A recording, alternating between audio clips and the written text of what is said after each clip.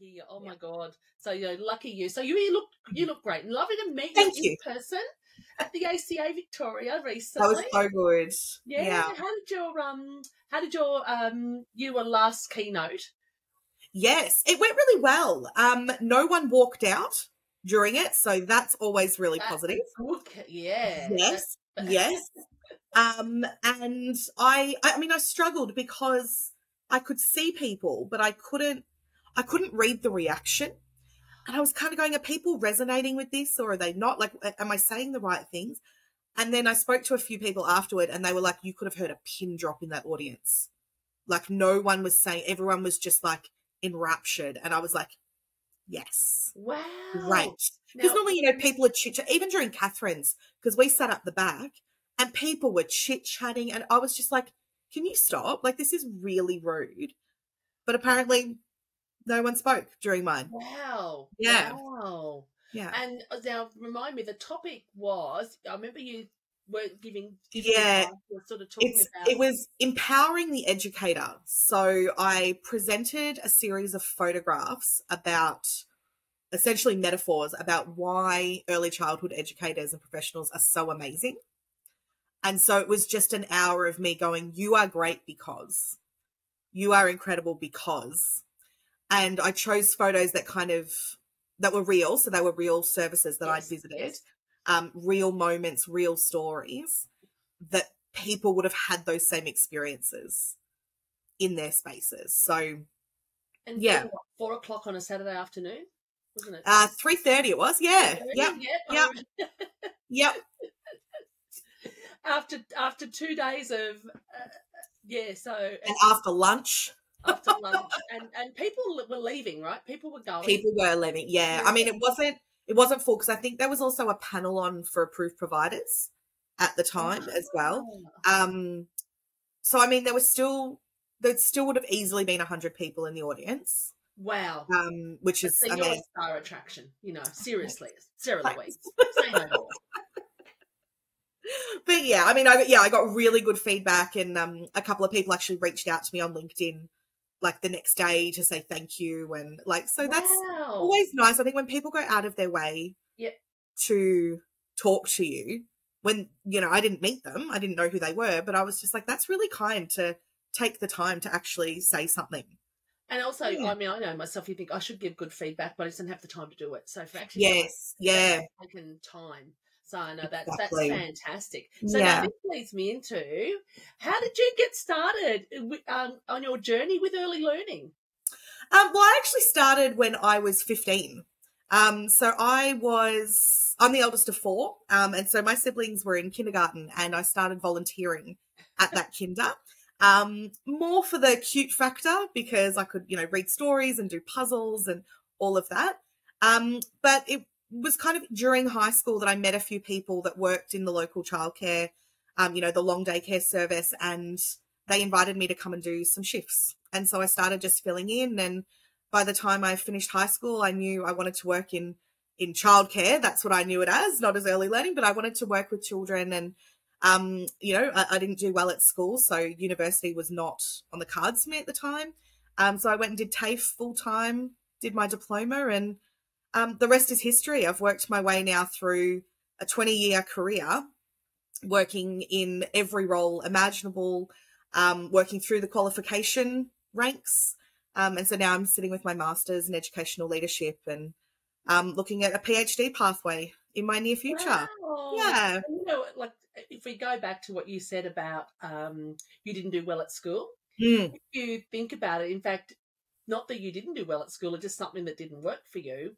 But look at your career. Like, so what I would love to get out to our audience, whoever's listening, if they're thinking, I'm not doing well at school, if it's someone younger or someone in their 20s that's struggling, you're actually quite an inspirational role model. Thank you. Yeah, I mean, I had a few teachers that have pushed me in a really odd way. I had a teacher tell me that I'd never amount to anything. And so a part of me goes, well, actually watch me do what I can do. But there was a teacher that had said to me, because I was devastated. I was devastated that I hadn't done well in year 12. And she kind of said to me, university is not the only way and there are pathways and there are different ways of working and being with children. And I think now more than ever, we've got so many options. You know, you can do a traineeship, you can go and do your diploma full time, or you can do it part time while also working. There are so many different ways to enter the sector. And if you're, you know, a career changer, going and doing, you know, a 1-year qualification, it may not be the highest quality, but it gets you in and you can start to work and learn from people and get mentored. And it's a way of making that dream a reality.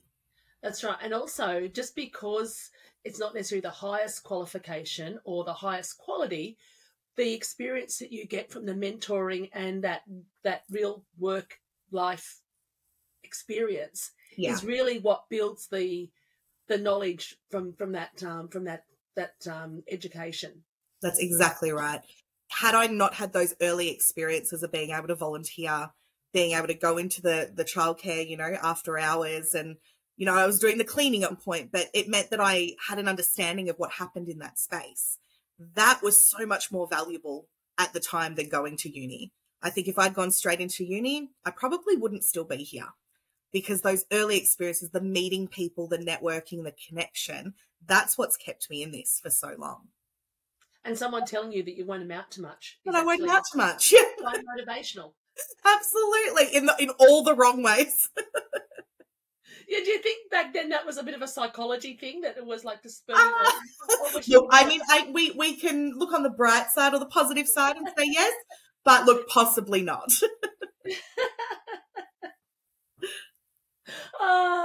Okay, so we'll go back into your journey. So then, of course, you did your qualifications and you were working your way through from an educator?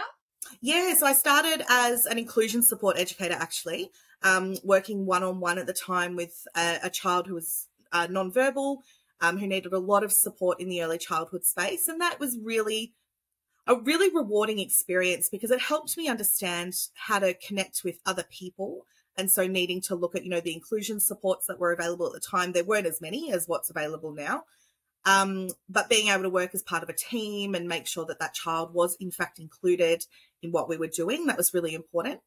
And then from there, you know, became a room leader, went on to educational leader, assistant centre manager, and then finally a director, which was just an incredible experience. My last service was 181 places, so it was really big, very multicultural, which was just incredible to learn about the experiences of women who had studied all over the world and then come here and kind of fallen into early childhood as a way of being here and supporting their families. But getting to know them and learning about the skills that they had and how they could actually bring that into the service was just, I mean, I look back at the time and just go, I couldn't have learnt more from those women. Wow. Yeah. Wow. And of course, their skills overseas aren't necessarily recognised here. That's right. So you would have working with a range of people like doctors and engineers, I feel. Yes. Yeah. A lot of women with masters working in early childhood that can't get a job in that field. So they need to find something because their families need food on the table and they want to, get out and connect with people. So really incredible. Wow. And did you find, because of the levels of education of those women, that was quite inspiring to the children? Was there a great use of that knowledge and skill as well? Yeah, once we tapped into it, I think there was a little bit of hesitation. And I mean, we'll talk about this a little bit later on when we talk about leadership development, but there was a bit of hesitation from some of these women that they didn't necessarily want to tap into that and bring it to the forefront because they didn't believe they had that capacity. But, for some of the women who had, master's degrees in engineering or science, to bring those skills and that knowledge into the classroom just really elevated that curriculum. And it was a real moment of celebration for us to go, actually, we're so incredibly diverse in our skill set that we're offering something in our community that no one else can offer. Absolutely. And what's important to our audience is wide and varied and diverse. So to actually be able to share that we celebrate those diversities is, a bit of is so great for our audience to hear as well. Yeah. Fantastic. Okay, so now listen, you've obviously been running early learning services, and then how did you get into like the Early Childhood Association? What was your pathway through there? Yeah.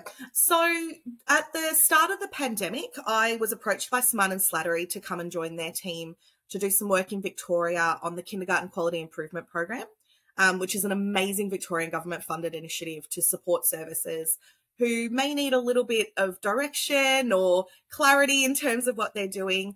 And so I did that for 2 years, which was just incredible, working with, I think it was almost 50 services across Victoria, with really great results too. So that's really important to acknowledge that those services worked really hard.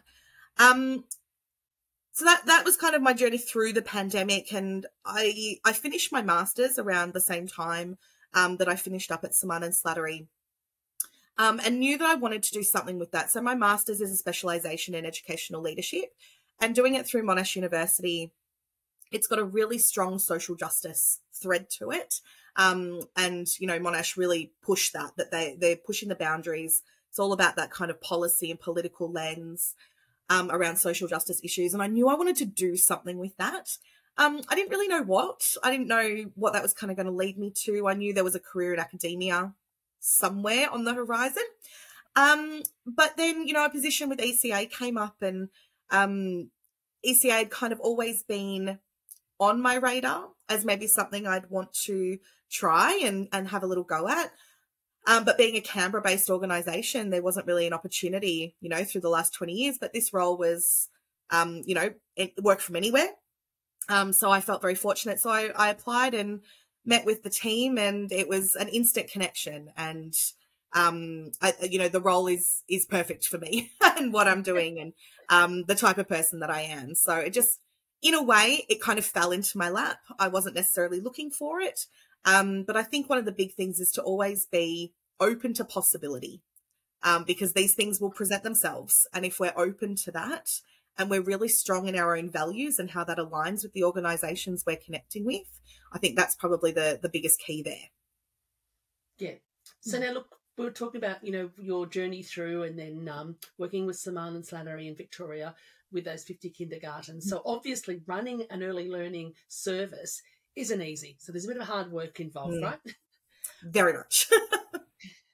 What is the pitch to an owner and management team to invest in leadership development? Yeah. I think we're really fortunate now that we've got guiding documents like the National Quality Standard and now the version 2 of the EYLF, because they literally call us into a space of leadership.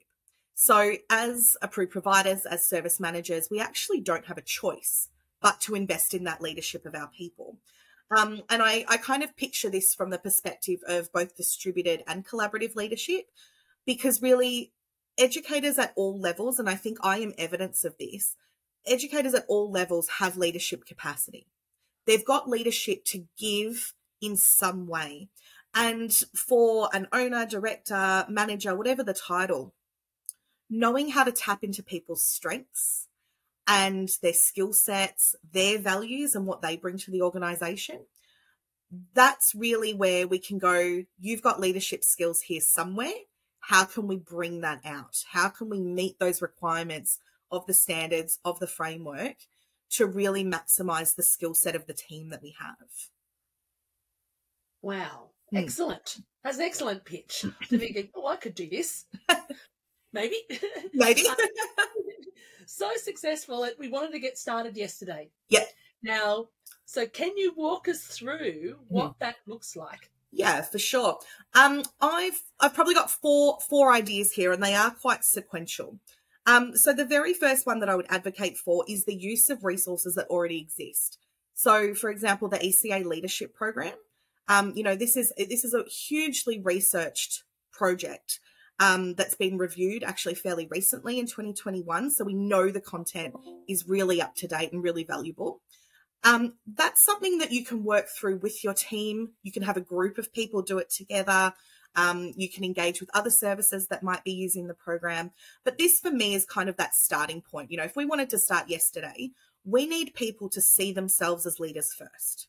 We might see it in them, but if they don't truly believe it in their heart of hearts, they're not going to engage with those ideas. So by putting them through a formal program where we're showing that we value them, we are prepared to invest money and time into their professional learning, this helps us to kind of bring them out a little bit and get them a little bit more excited about the possibilities of leadership. The second prong then is around coaching and mentoring. And I think the introduction of an educational leader is brilliant. That role is absolutely required, and there's, some really great work happening. But I think for some, we're maybe missing the mark on what coaching and mentoring might look like within the context of that relationship. And so spending some time actually going, well, how can the ed leader act as a coach for leadership for people who are maybe not in those formal leadership roles? What does mentoring look like across our service? How do we create those sorts of relationships? That doesn't mean that the service has to be fully responsible for those things. We can outsource, there are people that do the consultancy, and, you can go find a critical friend, or you can connect with the service down the road.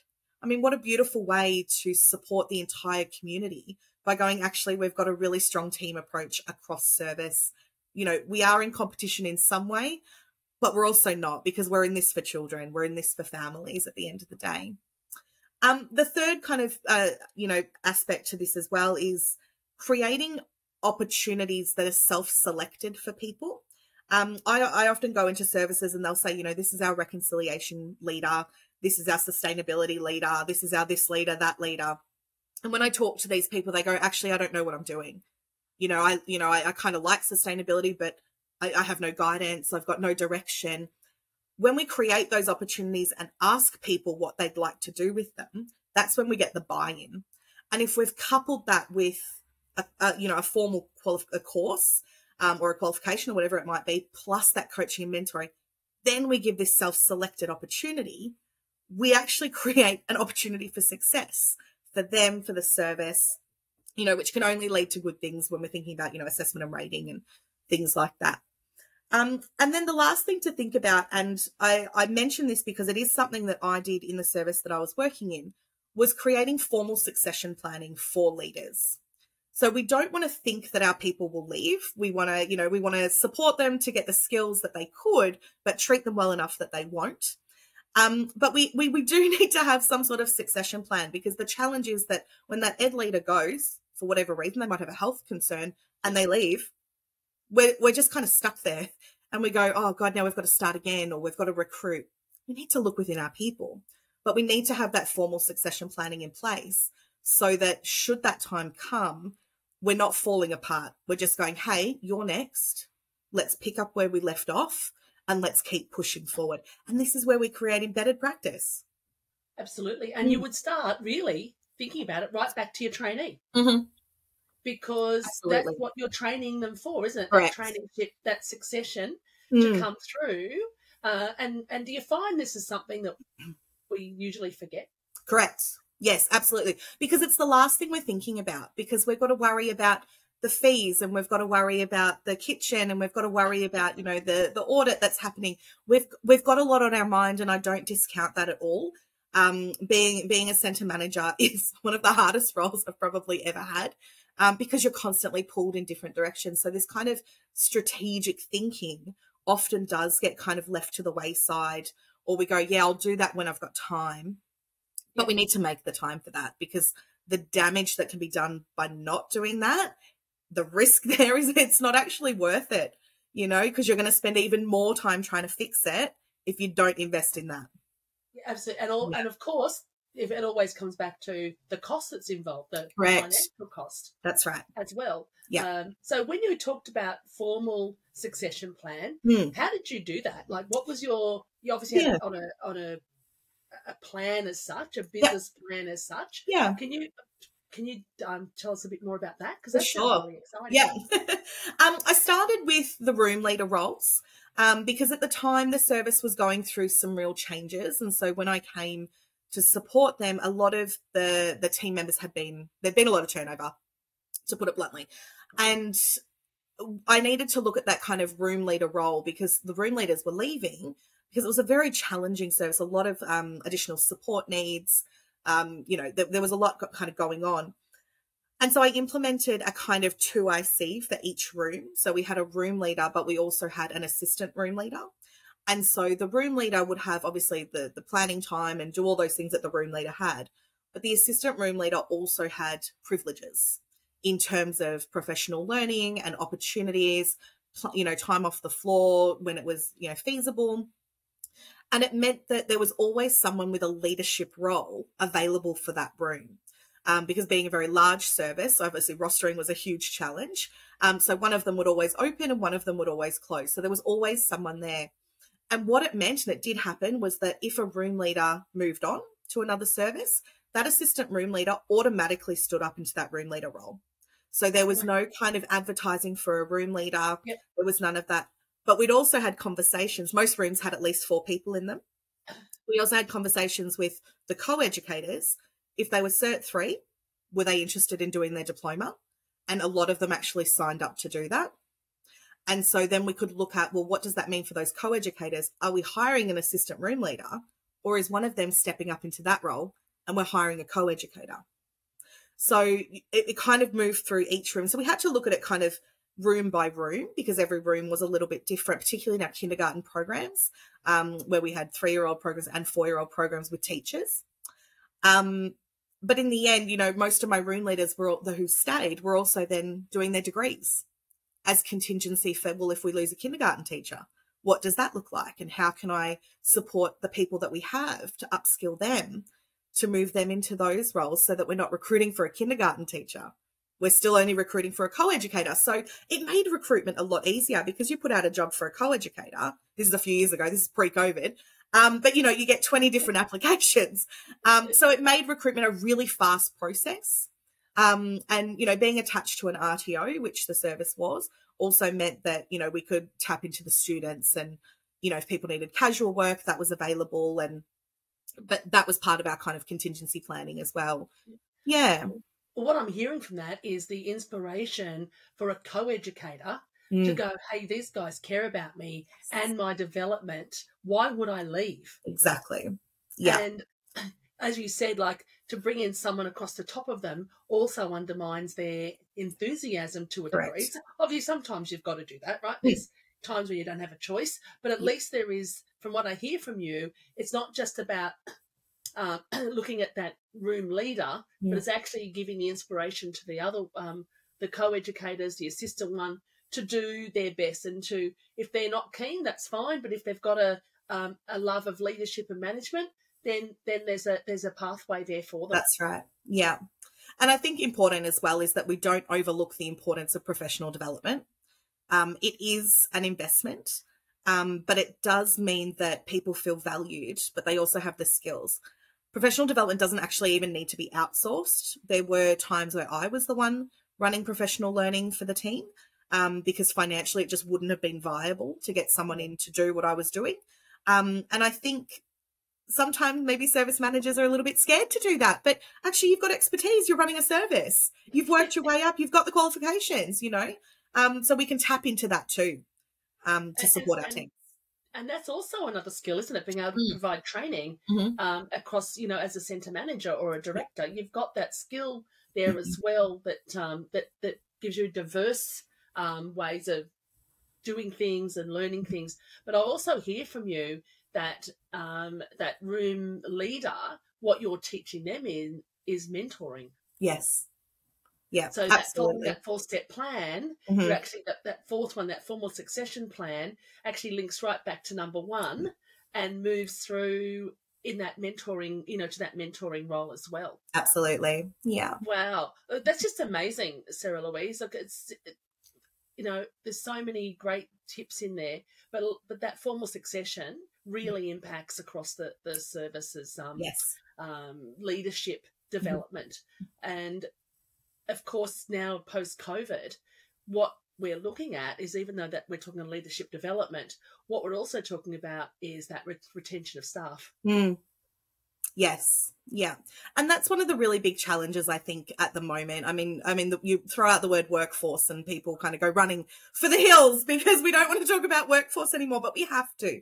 And I kind of imagine this in almost 2 different ways. There's the workforce that are tired and uninspired, who worked through COVID, who have had a really tough time of it, and who maybe lost a lot of colleagues, who, you know, reevaluated their life and went off and did other things, which is wonderful for them. But we've kind of got this cohort here, but then we've got this new cohort that are just doing their qualifications, that are excited, that are new, that maybe haven't worked in early childhood before. And what a jarring kind of space as a leader to be in, where we've got two really distinct ways of thinking about what's to come. And I think the biggest challenge for us as leaders is to go, well, how do I maintain this excitement over here and maybe help it, like, you know, spread over there without this side spreading over here. But again, you know, that kind of 4-step plan, that's what's going to do it. That's what's going to do it. When we say to these excited people, you know, there's opportunities, there's succession planning, you're going to get professional learning, that's going to keep them inspired. But it's going to do the same thing for this group, to help bring them back and go, actually, you're still here for a reason. You love what you do. We love what you do. Let's value that and promote that. Yeah, and that's what that's. I was actually going to ask you what were your tips to do, and you've just answered that. Yeah. I don't have any. That's look, and you can see it. We all know how important it is to feel valued. Yeah, in your workplace, absolutely. And yeah, I mean, I take my hat off to those who've come through COVID in the centre. Yes, because it's been, you know, I've watched it from the comfort of my role. And yeah, it has been brilliant at what's happened and how people have come through that. Absolutely. So the next phase is looking at what do we do? How do we get those people back motivated? And your plan is amazing. So thank you so much for sharing that. Now, what I want to ask you, looking forward for the sector, what do you think, or what are the big issues for the early childhood education sector? Yeah, I think outside of workforce, I don't want to say it's an issue, but I think we've got some really good opportunities coming. I think, you know, fast track qualifications, reduced times in qualifications, and also in Victoria in particular, obviously we've got a range of different funding models for our kindergarten and what will now be called pre-prep programs for our 4-year-olds. I don't want to say they're issues, because I think they are opportunities. These are opportunities for us to reimagine what this sector can look like and to advocate for more and for better. And I think joining organisations like ECA, who are already doing that advocacy work, I know ACA as well will also be doing their own advocacy, and the union, of course, will be doing their work for educators and teachers. Having that collective voice is what's going to carry us forward into the future and make sure that these opportunities don't actually become issues as we move forward, because there is that risk as well that we can embrace it and do the work now, but if we don't keep that momentum going, we're going to come up with some really big challenges along the way. So collectively, we've got some work to do. We've got a big job ahead of us as leaders, but we can do it. We can absolutely do it, because we're going to do it together and not on our own, where it can feel really overwhelming. And would you say the challenge is actually making that change, where we've been used to what we've been doing and we're looking to the future where it's a different style of future? Is that? I think so. I think I haven't worked in a service since before COVID, but I've supported services. And what I've seen is that those services have had to reimagine the ways that they operate, the offers that they have for families, the way they interact with children. We can't go back to pre-COVID. That time is gone. It would be really nice to. It would be really nice to flick a switch and just go, yes, absolutely. But the reality is we lost a lot of our workforce. We lost a lot of the people that were doing that work. So we have to look at the people that we have now and go, well, what does this mean moving forward? What is it that we can reimagine with children at the centre of that? Because that's why we're here doing this work. What do we want for the future of our children? And how can we create a curriculum and a program that supports that? Wow. Yeah, look, your words just resonate, you know, and I know our audience listening will love to hear your words. And speaking of which, before we finish up, we always love to ask our wonderful guests for a motivational quote, wise words, for example. Yeah. Do you have anything you'd like to share with us today? I do. I've got two, if that's allowed. I'll be a bit cheeky. The first one is by Brene Brown, and this has carried me through since before COVID. And that is that clear is kind, unclear is unkind. I'm a firm believer in kind leadership and kind approaches to working with people. And when we think about the clarity of our messages, the clarity in which we support our people and interact with our people, if we're not clear in that way, we're being unkind to them. And that's where we're going to see turnover. It's where we're going to see people walk away. Sometimes being clear means having an uncomfortable conversation, but we need to value that and really acknowledge that, yes, it's uncomfortable, but we need to have this conversation to help us move forward into our new reality. The other one's by Maya Angelou, and I will read it just so I don't get the words confused. It says, do the best you can until you know better.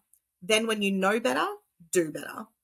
And I think this really speaks to that idea of constantly learning. You know, we might be at the top, we might be the director, we might be the approved provider, but we can't stop learning and trying to better ourselves because things change and they change rapidly. And we need to be in a place where we can adapt really quickly. And so we need to be in that kind of state of forever learning, I like to say. Oh, look, that's fantastic. And thank you so much for your time today and sharing your wise words, your wisdom, and especially like that 4-point plan. I know that will be a key to everyone listening today. And thanks to all of our audience for joining in. And remember, be clear. And what was the Maya Angelou one? For a forever learner. Forever learner. That's it. Thank you so much, Sarah Louise, for your time. We'll share everything that you've spoken about today, links and things as part of the podcast. And once again, thank you so much for your time. Thank you for having me. Pleasure.